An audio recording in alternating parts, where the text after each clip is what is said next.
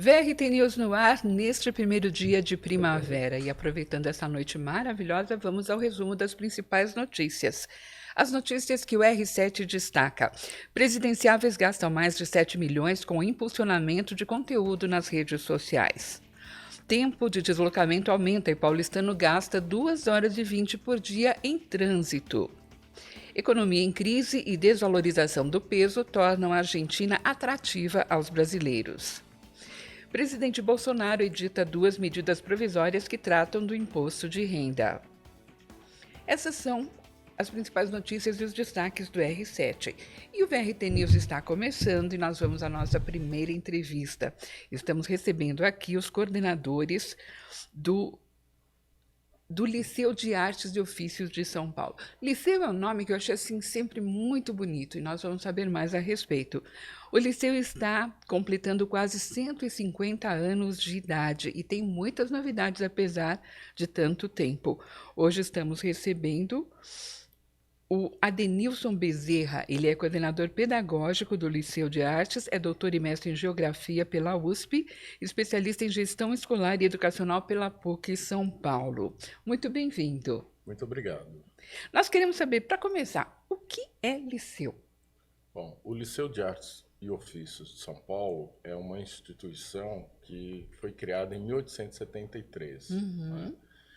E o objetivo era formar uma classe de trabalhadores especializada. Então, nós começamos com uma importante marcenaria e tivemos pessoas ilustres que dirigiram o Liceu de Artes e Ofícios. Né? Esses grandes projetos que nós temos na cidade de São Paulo, boa parte dos móveis foram desenvolvidos, construídos no Liceu de Artes e Ofícios. Pelos alunos? Pelos alunos da época. Ai, né? que interessante. E aí nasceu a indústria Liceu Alau, que é a indústria que produz medidores de água e de gás. Né? Ela é a nossa mantenedora do Colégio Liceu de Artes e Ofícios. E você é doutor e mestre em Geografia, também especialista em Gestão Escolar, quer dizer, você está à vontade dentro do Liceu, né? Conta um pouquinho da parte pedagógica do que você faz no trabalho com os alunos. O Liceu oferece cursos técnicos integrados ao ensino médio e também curso do ensino médio regular. Né? Então, essas modalidades de ensino, nós temos um segmento específico dentro da educação básica, que é o ensino médio, só que o Liceu nasceu com essa vocação técnica e hoje nós oferecemos 2 cursos técnicos. O curso de automação industrial, com ênfase em tecnologias de construção, e o curso de multimídia. E o curso médio regular, ele abarca a formação integral dos nossos alunos. Né? Temos a preocupação também com que este aluno tenha um desenvolvimento para que ele consiga passar nos melhores vestibulares e siga a sua carreira no ensino superior. A mesma coisa também é a preocupação na formação do liceu com relação ao aluno do ensino técnico.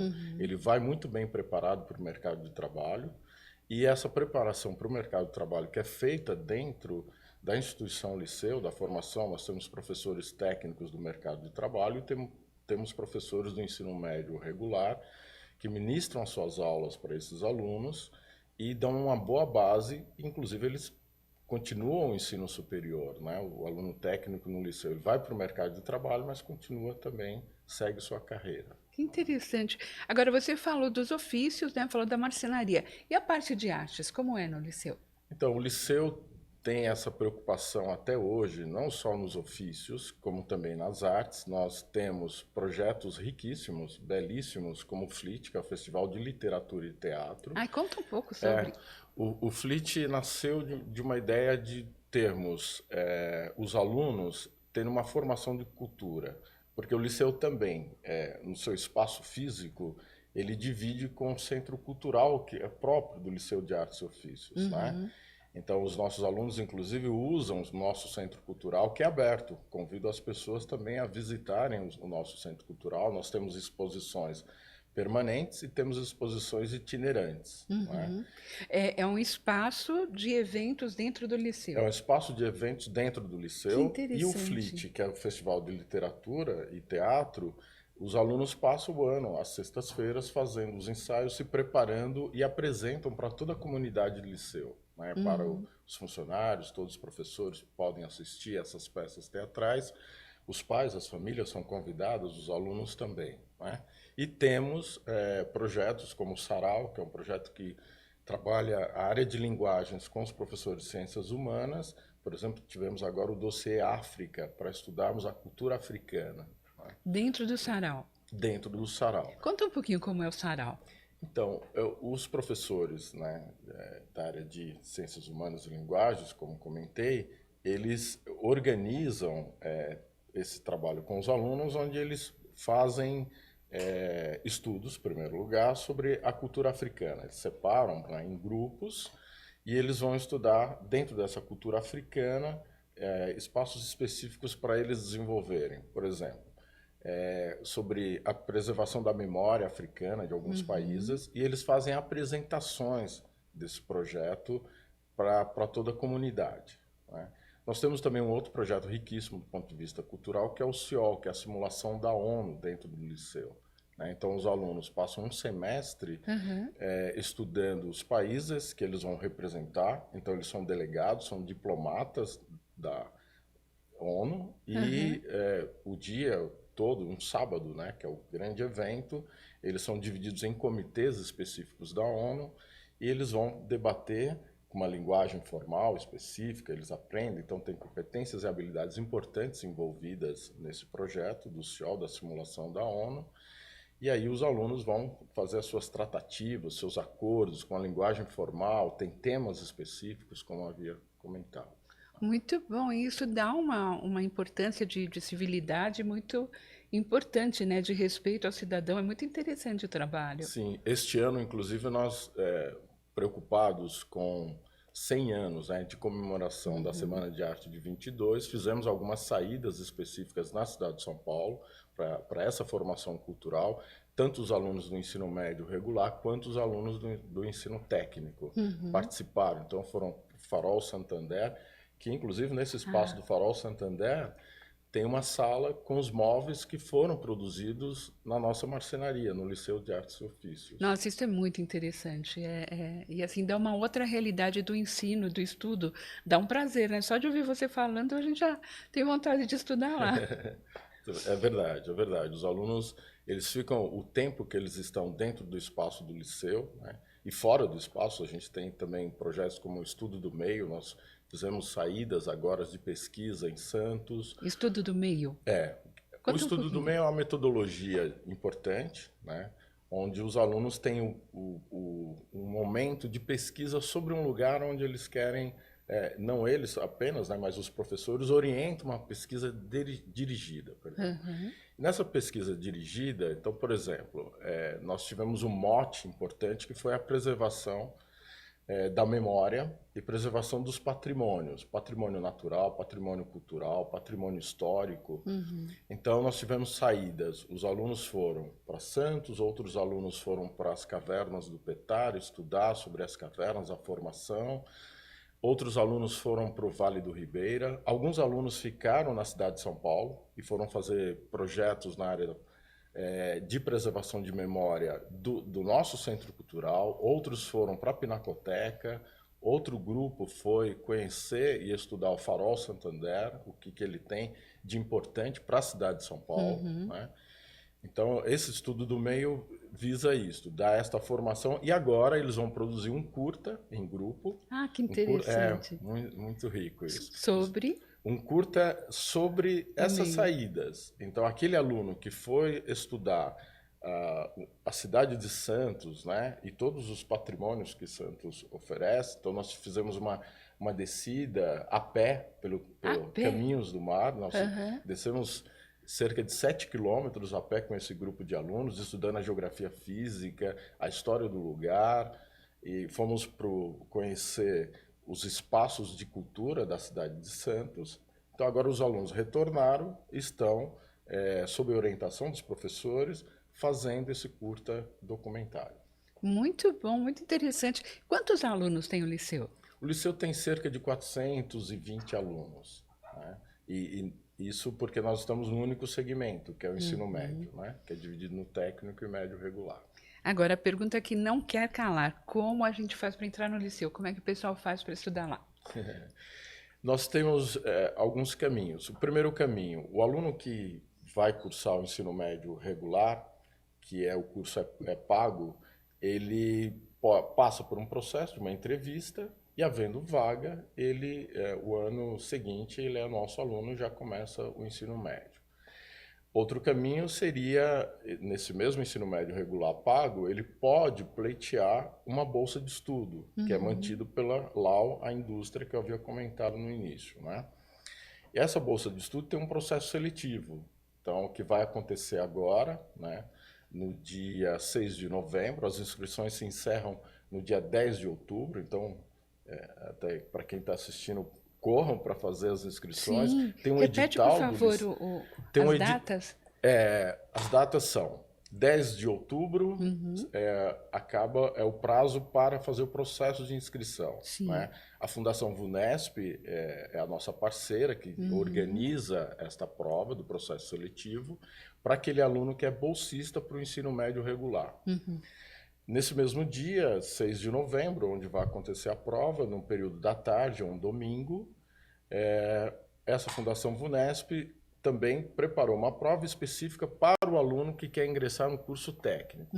Os cursos técnicos, eles são filantrópicos. Então, para o aluno pleitear essa vaga e participar do processo seletivo, tem alguns critérios importantes que eu preciso destacar. O primeiro critério, ele tem que estar cursando o 9º ano, este ano, em que ele vai prestar. Ele precisa estar dentro de um perfil socioeconômico. São 35 vagas para o curso de automação industrial e 35 vagas para o curso de multimídia. Destas 35 vagas, 21 vagas são reservadas para o perfil socioeconômico do aluno cuja família tem uma renda per capita de um salário mínimo e meio. Para esse mesmo grupo de 35 vagas, 14 vagas são separadas para famílias que têm uma renda de até 3 salários mínimos. Né? Então, é o processo de filantropia, o aluno estuda nos cursos técnicos do Liceu, mantidos pela indústria Liceu, ele não paga absolutamente nada, ele recebe o material didático, o uniforme, ele recebe alimentação, lanche, ou seja, ele só precisa estudar. Muito bom. É interessante que assim, o nome é maravilhoso. Eu sempre achei, desde criança, né? Liceu de Artes e Ofícios de São Paulo. E agora você contando tudo isso, inclusive essa parte de filantropia, né? É muito interessante. Enriquece muito a instituição de ensino, né? Adenilson, fala onde que o pessoal pode encontrar todos esses dados para fazer inscrição. Então, as pessoas têm no site do Liceu, né, liceuescola.com.br, tudo junto. Eles vão encontrar no site do Liceu todo o caminho lá, dirige nesse site para ele entrar especificamente no edital. Ele precisa fazer a leitura cuidadosa do edital, do concurso, para saber quais são as regras, quando acontece a prova. E é muito importante porque no edital nós temos provas de concursos anteriores. Então, ele sabe quais são as disciplinas que estão envolvidas nesta prova do dia 6 de novembro, quantas questões por disciplina, né? E também lá ele vai poder acessar e estudar um pouco, se preparar. Então, ainda tem tempo, né? Então, dá tempo ainda. É verdade. E é bom, né, ter todo o material anterior, porque o pessoal fica mais tranquilo, né? Verdade. Adenilson, muito obrigada. Eu quero que você volte sempre para contar as novidades do Liceu, tá? Muito obrigado. Obrigada por ter vindo. Participar dessa entrevista. Muito obrigado. VRT News volta já já.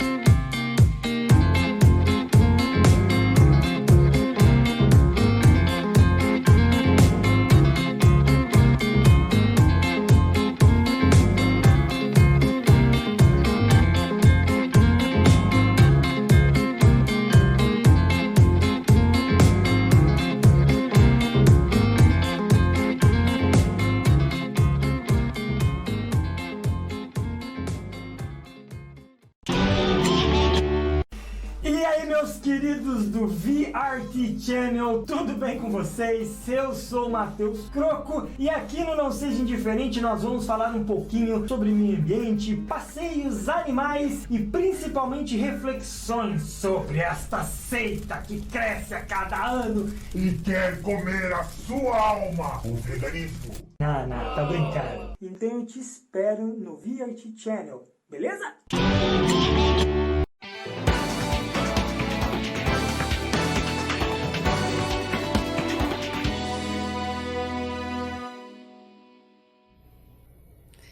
VRT News de volta e agora recebendo o Sérgio Melconian. Ele faz parte também da equipe do Liceu de Artes e Ofícios de São Paulo, que é uma instituição de quase 150 anos. O Sérgio é coordenador do curso técnico de automação industrial, tem uma experiência de mercado desde 2001 nas áreas de automação industrial e controle de processos, com mestrado em automação e controle. E é autor do capítulo 8 do projeto Ensino Técnico Brasil, da editora Abril, onde são abordadas tecnologias de processo. Muito bem-vindo, Sérgio. Obrigado pelo convite. Então, nós estamos falando de modernidade, né? Curso técnico de automação industrial, todo esse seu currículo, e trabalhando lá no Liceu de Artes e Ofícios de São Paulo, que está completando 150 anos, né? Conta um pouquinho esse processo todo de progresso, de automação, de tecnologia. Como é que você introduziu isso no ensino do Liceu? Então, o Liceu ele já tem na sua história, né, desses quase 150 anos, a formação técnica, profissionalizante, a formação que nasce, né, ainda lá na década de 1800, né, para abordar justamente, para formar pessoas para atuar no mercado de trabalho na formação da industrialização da cidade de São Paulo, né? Então, essa história, ela vem sendo carregada nesses 150 anos, sempre atualizando as novas tecnologias, os novos modelos de trabalho, as novas demandas. Então, hoje o Liceu ele preza por cursos, né, tanto na área de automação, cursos técnicos na área de automação, como de multimídia, voltado justamente para as demandas do mercado, para aquilo que realmente o mercado necessita. Então, ambos os cursos eles foram montados, eles vão sendo atualizados periodicamente, junto com empresas, junto com os segmentos de automação, de multimídia, segmento industrial, segmentos de mercado, para que a gente tenha um técnico preparado para essas novas demandas, né? Que é justamente o que todo ensino deveria se preocupar, né? Todo ensino técnico, que é atender as demandas do mercado. Afinal de contas, quando nós falamos de um curso técnico, nós estamos pensando em formar pessoas para que o país se desenvolva, né? Então, estar sempre atualizado com essas novas tecnologias, e ainda mais no século XXI, com mudanças e transformações tão dinâmicas e tão rápidas, é de extrema importância. E no caso, automação, tecnologia, nós tivemos 2 anos de pandemia, né? Como o Liceu lidou com isso? Como todos sabem, a pandemia foi algo difícil para as pessoas e não foi diferente para as instituições de ensino, no sentido de, primeiro, tirar os estudantes da escola, né? A escola ela tem um papel muito mais importante que simplesmente transmitir conteúdos, né? Mas é o desenvolvimento de uma série de habilidades e competências que se constroem a partir de trabalhos em grupo, do debate, das conversas entre colegas, professores, palestrantes, visitas técnicas, etc. e tal. Mas assim, como todos, nós tivemos que nos readaptarmos a essas mudanças, e assim também, graças à tecnologia, a gente conseguimos, né, adaptar muitas coisas. Então, pensando tanto no curso de multimídia como no curso de automação, nós temos hoje softwares que podem ser acessados à distância, né? Então, nós fizemos um trabalho de parceria com algumas empresas que nos forneceram licenças gratuitas para que esse trabalho pudesse ser feito. Então, os alunos conseguiam ter acesso de casa pelo celular ou pelo próprio computador, né? Os professores também se adaptaram a isso, então utilizavam simuladores online, gratuitos, fazíamos essa conectividade muitas vezes para alunos que tinham dificuldade de acesso por meio dos computadores do liceu, então eles baixavam um aplicativo no celular e conseguiam acessar os computadores da escola com os programas que nós utilizamos. Então, conseguimos adaptar esse ensino remoto, né, àquilo que a gente faz na escola. De uma forma bem criativa, né? Bastante. A criatividade foi importante nesse período. Muito bom. Agora, fala um pouco do ensino médio e do ensino técnico. Tá, o ensino técnico, eu vou começar pelo ensino Sim. técnico. Ele tem, o principal objetivo dele é formar o estudante para o mercado de trabalho, né? O ensino médio ele tem um olhar mais focado, mais voltado para a formação superior, né? Como cidadão também, ambos os cursos, mas mais voltado ao ensino superior. O ensino técnico é mais focado ao mercado de trabalho, o que não impede do estudante também continuar os seus estudos no ensino superior, né? Eu posso falar pessoalmente porque eu sou um exemplo disso. Eu fiz curso técnico, ingressei na universidade, depois, né, continuei os meus estudos, e a gente percebe que um aluno que faz o curso técnico, e aí essa é uma percepção como professor, é que ele amadurece mais rapidamente. Ah, que interessante. Ele ganha maior maturidade por conta dessa interação muito mais próxima com o mercado, né? Algo que o novo ensino médio também vem pensando com as mudanças aí do novo ensino médio, tem esse olhar também, mas o ensino técnico ele é um pouco mais direcionado. Então, dá ao aluno uma visão mais específica daquela área que ele optou em estudar. Então, por exemplo, no caso de um curso de automação, consegue dar um direcionamento maior para que ele, ao concluir o curso, ingressar no mercado e posteriormente numa universidade, ele consiga ter uma visão melhor daquilo que ele vai fazer, de projetar o futuro dele de uma forma melhor, assim como um aluno de multimídia ou de qualquer outro curso relacionado à parte técnica. Ele já vai entendendo bem, né? Não tem aquela coisa de, ah, não era isso que eu queria, né? Sim, até tem a questão do aluno cursar e falar assim, não, peraí, não é isso que eu quero, né? Só que talvez eles não tenham essa maturidade, se nós falarmos de um jovem de 15, 16, 17 anos, de perceber que muitos desses conceitos desenvolvem, né, habilidades que eles acabam utilizando lá na frente. Então, vou citar um exemplo. Nós temos alunos que fizeram um curso técnico conosco na escola e foram, por exemplo, para a medicina, uma área totalmente diferente da parte do eixo de controle e processos, que é a nossa área de automação. E hoje eles, dentro da medicina, trabalham com robótica, eles que trabalham com interessante. inteligência artificial, né? O próprio pessoal de multimídia também. Então, eles continuam aplicando esses conceitos, mesmo fora especificamente dessa área. Então, esse desenvolvimento de habilidades, de competências, de raciocínios que vão sendo construídos, ajuda demais no desenvolvimento pessoal deles, indiferentemente ou independentemente da área que eles atuem. Muito bom. E o liceu é referência, né? Ah, sem dúvida. Somos uma das escolas técnicas mais antigas do Brasil, né? Com quase 150 anos, a mais antiga de São Paulo. E nós estamos assim, né? Sempre buscando inovação, sempre buscando coisas novas e essa interação com o mercado. Isso acho que é o mais importante. E o liceu, como é que vai comemorar esses 150 anos? Tá, com certeza com uma festa bem grande e bonita, sem dúvida nenhuma. Mas tem surpresas por aí. Ah, é? Então, quando estiver mais perto das surpresas, por favor, vem contar pra gente. Claro, com certeza. Agora, vamos falar do futuro, né? Nós temos ainda 3 meses este ano, 2023 está aí. Quais são os planos do liceu para esse futuro próximo? Como eu falei, o liceu está sempre buscando inovar, né? Então, os nossos currículos eles estão sempre sendo atualizados periodicamente, né? Hoje, só para que as pessoas entendam, o nosso curso de automação, ele trabalha com tecnologias extremamente modernas, porque nós temos hoje, para nível técnico, eu diria que são pouquíssimas as instituições que pensam o ensino como a gente está pensando, né? Hoje, um aluno de técnico em automação, ele consegue ter noções de inteligência artificial, de aprendizado de máquina, que são conceitos extremamente avançados, e a gente consegue adaptar para um aluno de ensino médio, né, para a realidade do aluno de ensino médio. Internet das coisas, o popular IoT, que as pessoas tanto ouvem falar, né, de, poxa, eu quero, né, coletar dados lá da minha geladeira, ela mandar, fazer uma emissão de compras lá já para o supermercado.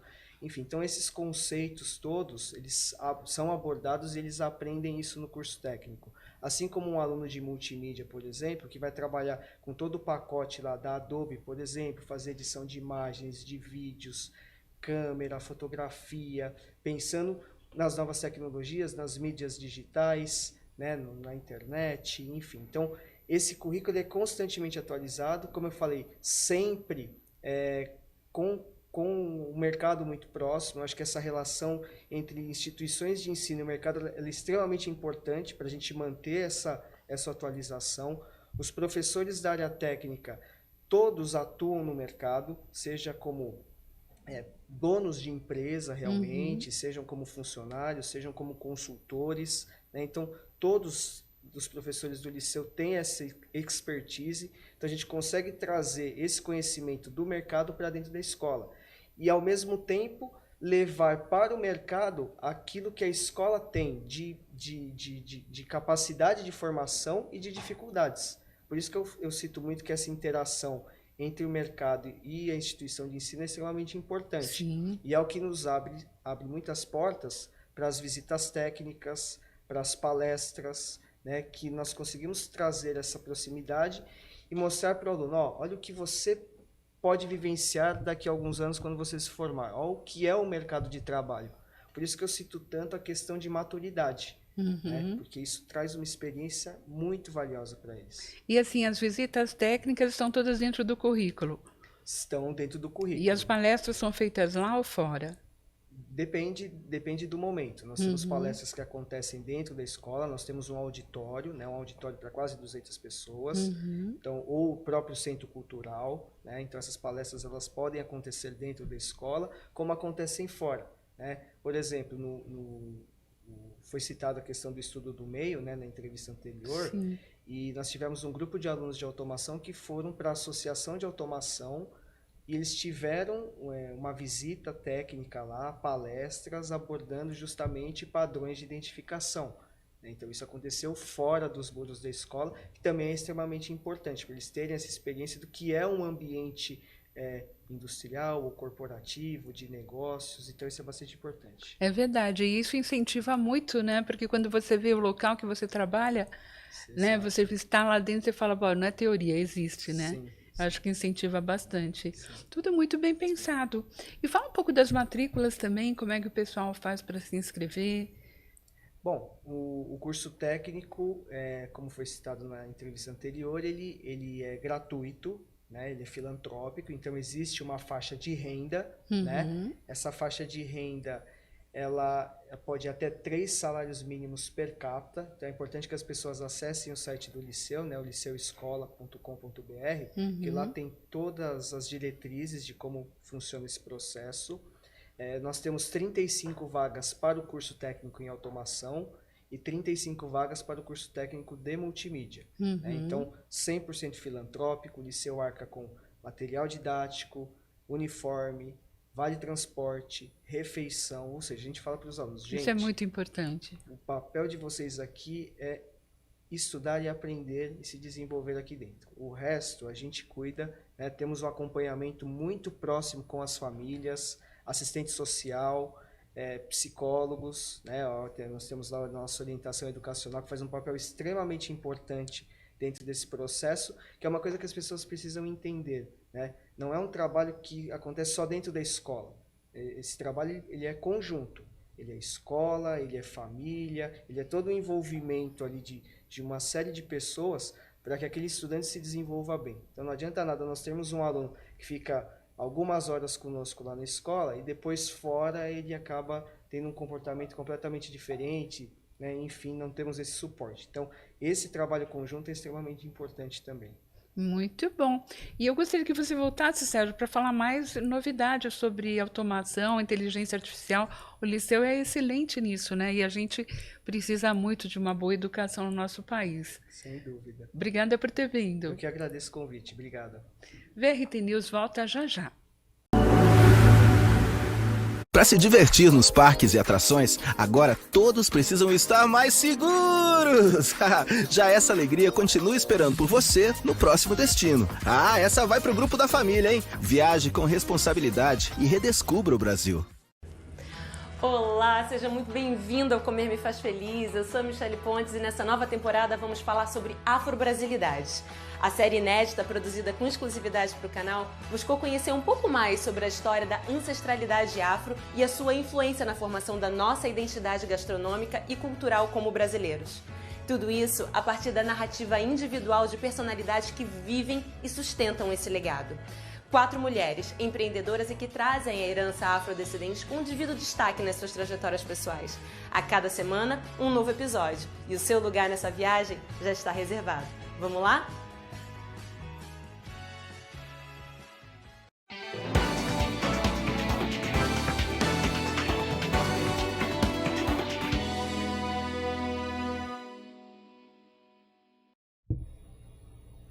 VRT News recebe agora o Rafael Oliveira. Ele é versionista desde 2007. No teatro, ele fez a versão brasileira dos musicais dos últimos 5 anos, Heather e Naked Boys Singing Brasil.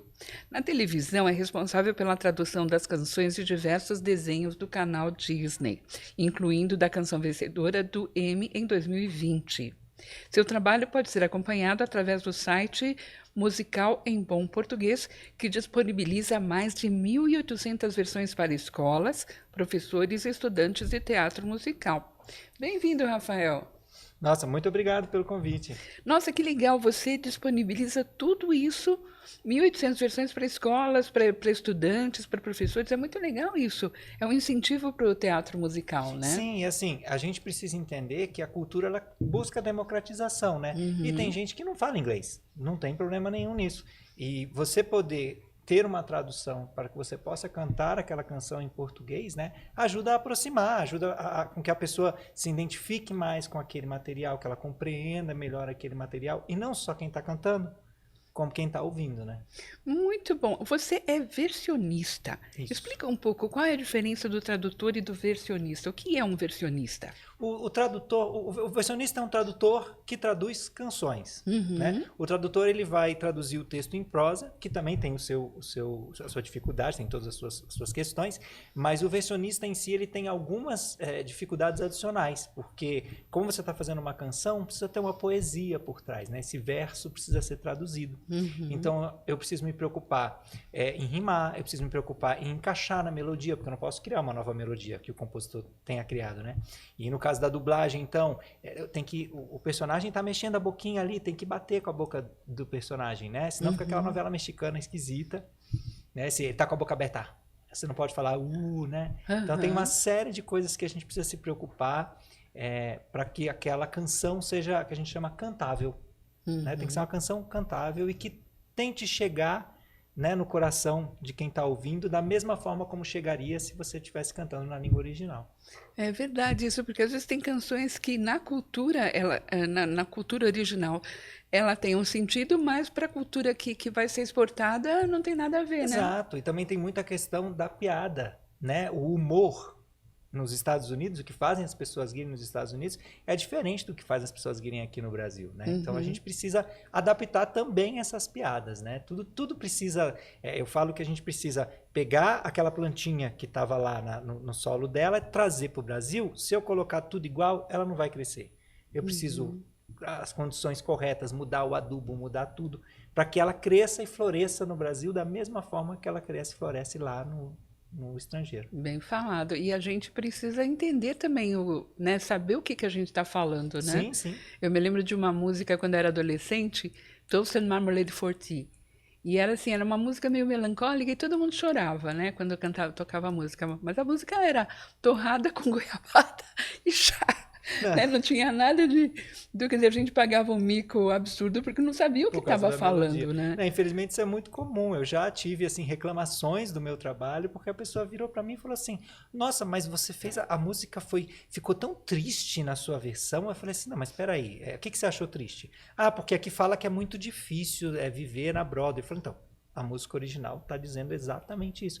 Ah, eu nunca tinha prestado atenção. Às vezes a pessoa até fala inglês, né? Mas em inglês é tudo mais bonito, é tudo mais nobre, né? As pessoas às vezes não param para ver o que está acontecendo. E essa é a importância da versão, porque ela chega até você, ela chega no seu coração, na sua língua nativa, de uma forma diferente do que chega em outra língua, porque existe uma lente, né? Um filtro quando você está ouvindo em outra língua, né? Eu sempre falo que o eu te amo que a sua mãe te falou, em português, ele não vai bater do mesmo jeito se você escutar um I love you. Um I love you você sabe que é eu te amo, mas lá no seu coraçãozinho faz uma diferença. Por isso que é tão importante a gente traduzir. Nossa, você tem toda a razão. E por que é importante traduzir e não cantar na língua original? É justamente por causa disso, para poder, não só aquela questão cultural que eu falei, né, que tem gente que não entende, né, e é importante a gente democratizar isso, né, com que a maior quantidade de pessoas consiga ter acesso àquele sentimento, àquela mensagem, né, o que aquela canção está querendo dizer, né, e além disso, não só para quem está cantando, como também para quem está ouvindo a canção, a gente recebe isso na nossa língua natal, na nossa língua nativa, de uma forma diferente do que se a gente estiver ouvindo numa língua estrangeira, mesmo que a gente seja fluente. Não tem jeito. Agora, é difícil, né? É um trabalho difícil. Quais são as dificuldades que você tem no teu trabalho? Olha, são várias dificuldades. Acho que toda profissão, né, a gente tem muitas dificuldades, né? A gente pode ir para o lado técnico, porque às vezes o inglês é uma língua muito sucinta, você consegue falar muito com pouca sílaba, né? Tipo, I go to the bank. Tudo monossílabo, né? Eu vou ao banco. Em português tem mais sílaba, então para você conseguir sintetizar tudo que está sendo dito no mesmo espaço de tempo para caber na melodia, é uma das grandes dificuldades. Agora, do lado técnico, né, uma outra dificuldade que eu tenho é justamente com que o meu trabalho seja reconhecido. A minha profissão, se você procurar, existe o sindicato dos tradutores, mas não existe um sindicato dos versionistas. Até em si, o que é uma versão difere na fonte que você procura, né? Eu trabalho com dublagem e no estúdio de dublagem não existe a minha profissão. E eu sou essencial para a dublagem, porque os personagens, se eles vão cantar em português, alguém precisa traduzir, né? E eu recebo como dublador, eu não recebo como versionista, porque não existe a minha profissão. E tem algum movimento em relação a isso? Olha, eu sei que houveram movimentos, né? Mas que a gente tenha conseguido fazer alguma mudança significativa. Tudo que a gente conseguiu foi regulamentar a questão do pagamento. Né? Isso aí um mínimo e etc. Mas ter um nome reconhecido e etc. até então, até onde eu sei.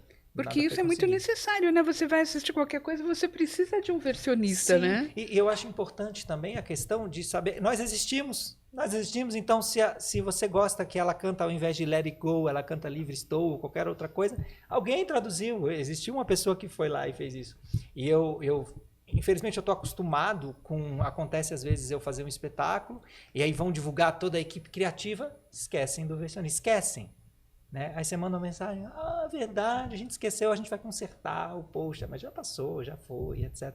Eu já cheguei assim, algumas vezes, na triste realidade de, aí no final dão uma festa para todo mundo, esquecem de chamar o versionista, porque eu começo o trabalho antes de qualquer outro criativo. Sim. Porque para o cenógrafo fazer o cenário, a tradução precisa estar pronta, porque às vezes eu preciso mudar o cenário, né? Como foi o caso do Heathers, tinha um 7-Eleven.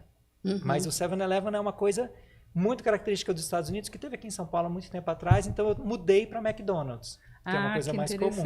Se o cenógrafo lê o original e lê um 7-Eleven, constrói um 7-Eleven, mas era um McDonald's, como é que faz agora? Então eu sou o primeiro a trabalhar, então às vezes as pessoas esquecem disso. Agora, fala um pouquinho disso, né? Tem as obras originais. Qual é a tua liberdade para que elas sejam melhor interpretadas? Até onde você pode ir? Como é que se esbarra nessas coisas? Assim, depende muito do trabalho que você está fazendo. Felizmente, existem alguns trabalhos, como esse último que eu fiz, o Naked Boy Singing, inclusive foi indicado ao Prêmio Bibi Ferreira de melhor versão. A gente vai falar sobre ele. Eu tive toda a liberdade, o criador do espetáculo, ele virou e falou assim, fica à vontade, esse espetáculo foi escrito há mais de 30 anos, é preciso atualizar. Não pode ser aquilo, precisa ser mudado. Então, você teve a liberdade. Eu tive toda a liberdade. Quando eu tenho essa liberdade, é maravilhoso, porque eu posso literalmente fazer o que eu quiser, o que eu acho que vai funcionar melhor para a plateia brasileira. Agora, existem casos onde você faz a tradução e aí você precisa, depois que você fez a versão, você traduz de novo para o inglês para que seja enviado para os Estados Unidos para que eles leiam e aprovem. E aí existem casos, eu já trabalhei em alguns casos onde quem vai ler não é nem uma pessoa que fala português, ela não entende, ela não sabe nada. Então, tem coisa que não tem como você, né? Enfim. Explicar a diferença. Exato. E aí a pessoa não entende. Mesmo a gente escrevendo assim, olha, no Brasil essa expressão não funciona assim, é assim, assim, assim. Às vezes a pessoa está com pressa porque tem muita coisa para fazer, não teve o mesmo tempo que eu tive para fazer a versão. E aí fala, não, faça igual ao original. Aí a gente, infelizmente, tem que dar o braço a torcer. E a plateia não entende nada. E a plateia não entende nada. Que coisa! Vamos falar um pouquinho agora do Naked, que você falou. É uma peça super alegre, né? Todo mundo sem roupa. Foi a primeira coisa que eu te perguntei, se o versionista também fica sem roupa, né? Não fiquei. Alguns pediram, né? Mas não fiquei. Conta um pouquinho desse enredo, desse conteúdo. O Naked Boy Singing foi um presente que eu recebi, né? Da Bacana Produções. O Rodrigo Alfer me chamou para fazer a versão. Que é uma peça que a gente não vai esconder que o que a gente chama as pessoas, o chamariz, o que faz as pessoas virem ao teatro são os garotos pelados. O cartaz são garotos pelados, é isso. Então as pessoas vêm por causa disso, é isso que elas vêm. Mas quando elas chegam lá, elas entendem uma série de questões, né? E é bacana, porque esse espetáculo eu tive a liberdade de poder contextualizar as coisas no Brasil e atualizar as coisas. O que era dito há 30 anos atrás, o que precisava ser lutado há 30 anos atrás, não é o que a gente precisa hoje, né? A gente, felizmente, estamos alguns passos à frente. Então, eu coloquei na versão questões, por exemplo, de neutralidade de gênero, né? Falando sobre enfim, todas essas novas nomenclaturas que chegaram que a versão anterior, a canção original, não tinha, porque naquela época não se falava sobre isso. Sim. Né? Então a gente trata de diversos assuntos, a gente fala sobre HIV, a gente fala sobre preconceito, sobre homofobia, sobre uma série de coisas que, felizmente, as pessoas chegam lá achando que elas só vão ver gente pelada, mas elas chegam lá, vem gente pelada, né? Não pode também não vender o que a gente está querendo vender, né? Mas elas vão se divertir bastante e elas também refletem. Não tinha uma sessão que eu assisti que não tinha alguém chorando na plateia. Você escutava uns Nossa, que legal. Era muito bacana. E os comentários na saída também costumava ser 90% das vezes assim, gente, não esperava isso, achei que ia ser outra coisa. E a indicação? A indicação ao prêmio? Eu fiquei muito feliz de ter sido indicado ao prêmio. Eu trabalho já com versão há muitos anos, mas oficialmente, né, faz pouco tempo, faz uns 4, 5 anos apenas. E ter recebido a indicação do Prêmio Bibi Ferreira, que assim, se não é o principal prêmio do teatro musical brasileiro, é um dos principais prêmios do teatro musical brasileiro. E só de ter sido indicado, eu fiquei muito feliz. Claro, queria ter ganhado, mas já que não ganhei, recebi uma indicação. Na cerimônia, as pessoas falavam que, nossa, estou há 21 anos esperando para receber esse prêmio. Eu falei, então pronto, agora só falta mais alguns que eu vou conseguir ganhar. Agora é muito bom. E saiu de cartaz, né, já? Saiu de cartaz. Tem alguma ideia, porque está todo mundo curioso. Quem não foi assistir, quer assistir ainda, né? Olha, até onde eu sei, não tem planos para voltar nesse momento. Mas a produtora Bacana Produções não está parada, ela já está pensando num novo projeto. Né? Mas infelizmente eu não posso dar detalhes nesse momento, mas fiquem de olho que quando sair vem coisa boa por aí. Então tá, quando tiver tudo certo a gente quer que você volte para contar. Vai ser o maior prazer. Passa as tuas mídias para o pessoal te acompanhar. Eu tenho o Musical em Bom Português, é um site, né? www.musicalembomportuguês.com.br. Também estou no Instagram como Musical em Bom Português. E o meu Instagram pessoal é Rafael FSO, de Fernandes Silva Oliveira. Rafael FSO. Muito bom, muito obrigada, Rafael. Eu que agradeço, muito obrigado pelo convite, foi um prazer. VRT News volta já já.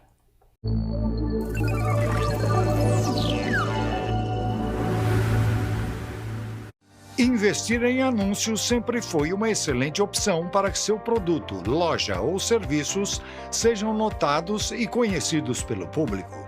Nos dias de hoje, é comum as pessoas verem tudo pelas redes sociais. Nos transportes públicos, durante a refeição, no lazer, todos estão sempre se atualizando no que acontece no dia a dia. Venha anunciar conosco na Épica Mídia. WhatsApp 11 97885 1453. Olá, seja muito bem-vindo ao Comer Me Faz Feliz. Eu sou a Michele Pontes e nessa nova temporada vamos falar sobre afrobrasilidade. A série inédita, produzida com exclusividade para o canal, buscou conhecer um pouco mais sobre a história da ancestralidade afro e a sua influência na formação da nossa identidade gastronômica e cultural como brasileiros. Tudo isso a partir da narrativa individual de personalidades que vivem e sustentam esse legado. 4 mulheres empreendedoras e que trazem a herança afrodescendente com um devido destaque nas suas trajetórias pessoais. A cada semana, um novo episódio. E o seu lugar nessa viagem já está reservado. Vamos lá?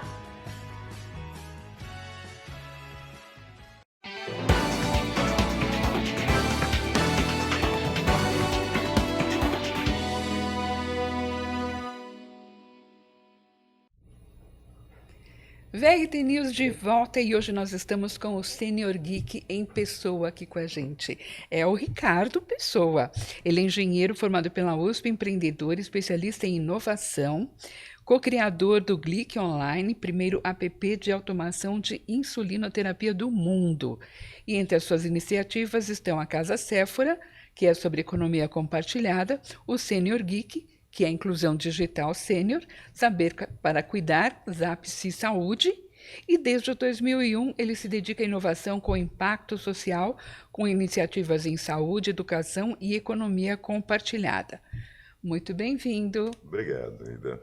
Prazer estar conversando com você agora aqui, né?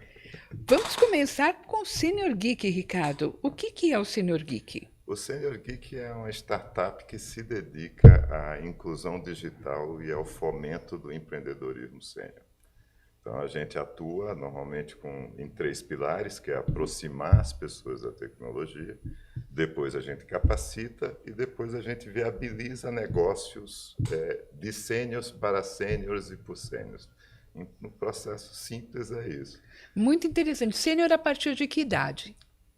Olha, essa é uma das grandes discussões, né? A gente começou falando de 60 a mais, depois baixou para 50, depois baixou para 45, porque a questão essa questão não é de idade, ela não tem data, é muito mais de uma atitude com relação à vida. Então, se você se sente, por exemplo, preterido no emprego, tá certo? Por causa da idade, se você se sente desconfortável com mídias sociais, que eu estou vendo aqui não é o seu caso, que é um tablet, um celular, tudo ao mesmo tempo. Mas muita gente tem dificuldade com isso. E acaba, né? Então, se você tem essas coisas, você não tem medo de empreender, acha que não consegue, então venha para se juntar a gente. É para isso que o Sênior Geek existe, né? Sim, e hoje em dia a coisa é completamente diferente. Você não consegue nem ter acesso a dinheiro, a fazer um pagamento se você não tiver uma noção, né? Assim, existe um dos motes que a gente usa no Sênior Geek, que é o seguinte: longevidade saudável, ou longevidade bem-sucedida, uma estratégia de longevidade bem-sucedida, ela depende de inclusão digital. Se você não está incluído digitalmente, significa menos saúde, menos trabalho e menos socialização, que normalmente acaba degenerando em solidão, depressão e morte. Ricardo, fala um pouco mais do Instituto Palavra Aberta. O Instituto Palavra Aberta é uma ONG, né, que é devotada à educação mediática. Ela começou capacitando professores, né, das escolas públicas, em geral, no Brasil afora, para ensinar os alunos a lidar com esse universo informacional que a gente vive hoje, né? Que a gente hoje é bombardeado por notícias de tudo quanto é lado. É muito difícil você saber o que é verdade, o que é mentira, uma informação, né, que tenha um background. Então, eles começaram ensinando professores e de 2 anos para cá, do ano passado para cá, aliás, eles criaram uma vertente específica para os 60 a mais. Ah, que bom! Ele chama Educamídia 60 a mais. Então, é uma pancada de oficinas, de práticas, de conhecimento, de curso, de bate-papo sobre essa questão de como é que você lida com esse, vamos dizer assim, com esse universo, né? Porque realmente a gente hoje é bombardeado por informação da hora que a gente acorda até a hora que a gente dorme. E tem umas coisas que são muito importantes, né? Que a gente está falando lá do público 60 a mais ser mais, né, propenso a divulgar. Sim. Porque as pessoas não têm habilidade, né? Com a maior parte dos 60 a mais, não tem familiaridade com internet, com devices, as diferentes, o que significa compartilhar, o que você está fazendo. E tem uma figura que eu acho muito boa, que ela diz assim: pessoal, informação não é que nem aquele joguinho de batata quente, sabe? Você pegou aqui, você já tem que jogar para frente. Então, segura um pouquinho, dá uma olhada, vê o que é aquilo. É ótima comparação. Né? Eles têm essas figuras de linguagem são super importantes, né? Porque o povo, a gente no Senior Geek, a gente tem uma coisa que todo mundo tem medo, né? Chega lá, não, porque o celular, porque o Instagram, porque o Facebook, eu digo, olha, vamos primeiro começar por aqui. Se fosse difícil, não tinha bilhão de usuários, tá certo? Mas tem bilhão de usuários porque é uma coisa fácil. Assim, é uma coisa fácil. Né? Assim, tem que se acostumar, né? E não tem jeito. Mas realmente, assim, o que você estava comentando, né, não faz um pagamento, você não faz um pagamento, você não vai num médico, você não vai... tudo é pior. Né? E assim, a tendência é só aumentar. Você não vê uma tendência de voltar essa coisa, né? E depois da pandemia, né, começou muito esse trabalho online, que nem telemedicina, que veio para ficar. Né? Quem não estava acostumado teve que se adaptar, né? Olha, sem brincadeira, aí do pessoal me mata quando eu digo isso, mas olha, eu disse que a pandemia foi um horror, tal, teve todas as consequências. Mas para os meus negócios foi muito bom. Porque meus negócios são de telemedicina, tá certo? São de treinamento, letramento digital. Depois da pandemia, eu não precisava explicar para ninguém a importância do Senior Geek. Todo mundo entendia, né? Né? A outra coisa, assim, telemedicina. Pô, eu trabalho com telemedicina desde 2002. A minha primeira empresa de telemedicina é de 2004, né? Então, assim, era um horror. Briga com CRM, briga com CFM, todo mundo, era aquela confusão. De repente, acabaram-se todas as restrições. As outras coisas que eu faço de educação à distância, né, que eu já trabalho com isso desde 2005, né? A gente tinha uma dificuldade enorme, tinha que passar pelos pais aceitarem, depois as escolas aceitarem, aí tinha que ir para o Conselho Estadual de Educação, Conselho Federal de Educação. Olha, era um horror. Bastou uma pandemiazinha, pronto, acabaram-se todos os problemas com relação a Por isso. falar nisso, você é um nômade, né? Você está sempre em vários lugares, né? Porque, assim, eu tenho os negócios em Natal, né, que é a Casa Cefro, a gente tem um programa de aceleração de negócio de impacto lá muito legal, a casa mesmo, que é uma casa de economia compartilhada. Aí tem aqui em São Paulo, moro aqui em São Paulo também, porque tem o Senior Geek, tem o Saber para Cuidar, que é outra coisa de saúde que eu também faço, que são aqui. E aqui está 60% do PIB. Né? Não dá para você ter negócio no Brasil e não estar em São Paulo. Isso não existe, essa possibilidade. E, pô, eu formei aqui, né? Meus filhos moram aqui, tem outra relação. E Porto Alegre, né? Que também... Aí eu fico entre essas 3 cidades. Eu fico 2 meses numa, aí vou para outra, É muito interessante. O teu trabalho te proporciona isso, né? Não, é o que eu digo. Eu sou o que eu prego, tá certo? Um cara de 60 a mais que tem startup. Aliás, estou abrindo uma nova agora. Tem mais uma nova que está abrindo lá que vai funcionar. Uma coisa que eu nunca mexi, que é controle de pragas, né? Praga doméstica. Depois a gente marca para você voltar para falar sobre isso. Mas, né, assim, então, assim, eu sou o que eu digo, não é porque eu tenho 60 anos que eu vou negar uma vida de empreendedor desde os 30, 28, 30 que eu empreendo. Então, pelo amor de Deus, né? Não dá, agora eu não mudei, né? Agora, fala um pouquinho de como que o pessoal se inscreve na oficina, como é que o pessoal chega lá? É muito fácil. Tem um link bom, o pessoal tem que chamar do Bit.ly, né? Pessoal, é só chegar ali no Google e botar bit.ly/pré-congresso 2022. Pronto, aí já entra no Simpla e você faz o ingresso, é gratuito. E vai ser lá na Câmara Municipal de São Paulo, né? Que é um lugar que acolhe essa coisa do envelhecimento. Olha, esse já é o meu 3º congresso lá na Câmara. Né? E no sábado agora? Este sábado, dia 24 de setembro. E a oficina da gente é perto do meio-dia, ali, meio-dia e meio. Mas é o dia inteiro, tem muita coisa legal. Muita coisa, muita proposta legal. Assim, e a gente quer, assim, não é um evento para, como é que se diz assim, para negócio, né? Que tem outros eventos que a gente faz, são eventos para criar negócio de longevidade, é outra coisa. Essa é diretamente para você, 60 a mais, que está nos assistindo. Vá lá aprender, conhecer, conversar, porque a gente tem que assumir a cidadania. Você já pensou, Ida, que nós somos os 60 a mais? Somos mais de 30 milhões nesse país hoje. Uhum. Somos os que mais ganham dinheiro, os que mais têm dinheiro, né? Tá nessa faixa etária. Pô, ninguém vê, ninguém enxerga, a gente não tem representação política. A gente podia definir qualquer eleição. É verdade, você tem toda a razão. Então, vamos primeiro se organizar, vamos lá, vá lá, participe, conheça. Sempre vai aprender mais alguma coisa, né? No mínimo vai conhecer um monte de gente legal, eu excluído, né? Mas tem muita gente legal lá para conhecer e se envolver com isso, porque sem participação, vamos dizer assim, sem participação política a gente não vai conseguir mudar. Né? Muito bom. Então, vamos, né? Recebemos o Ricardo Pessoa do Senior Geek e o VRT News fica por aqui.